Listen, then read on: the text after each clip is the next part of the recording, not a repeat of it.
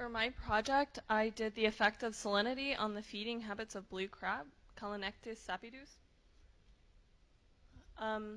Just as Emery said before, blue crabs are major predators in many ecosystems and play a vital role in many food webs.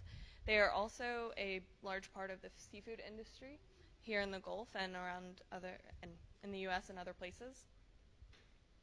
The problem was, does a change in salinity affect the feeding habits of blue crab?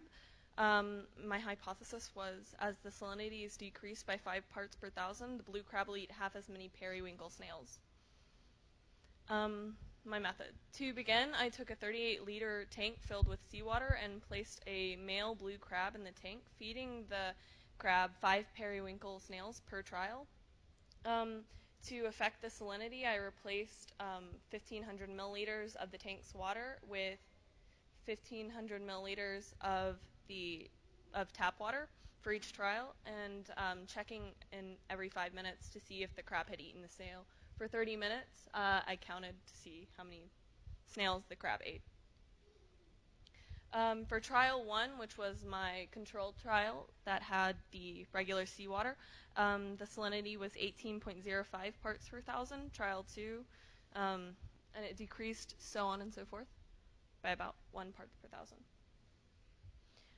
For trial 1, the crab ate 3 snails, but as the salinity decreased, the crab became more agitated and would refuse to actually eat the snails, attempting to eat the snails, but unsuccessfully.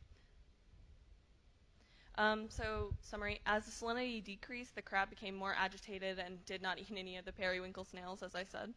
The decreasing salinity caused the blue crab to increase its heart rate, similarly to Emery's experiment, and become stressed, causing the crab not to eat.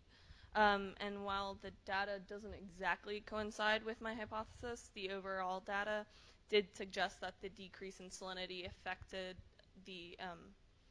as the salinity decreased, so did the feeding habits of the blue crab. I'd like to thank Greg, my mentor, for helping me throughout the process, Danny for taking me to the salt marsh, and Tina for helping through the project as well. Any questions? Greg? A little bit of experimental design about how you conducted the experiments.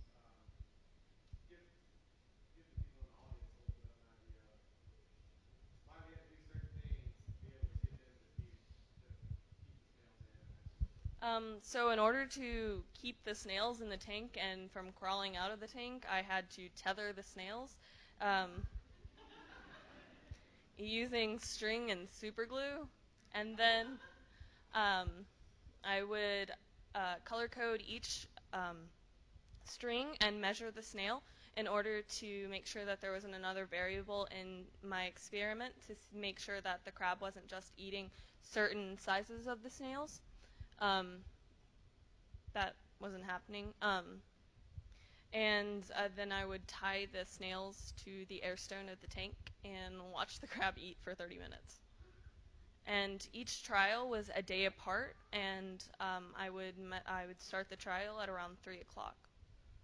So.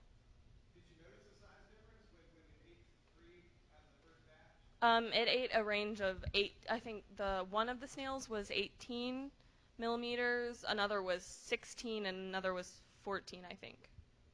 So, something like that. Marty? What was your hardest part about the project? He asked what was the hardest part about the project. It was probably taking like 15 minutes to actually tether the snails and tie them. Oh, yeah. The crab did escape at one point, and thankfully Molly caught the crab. So.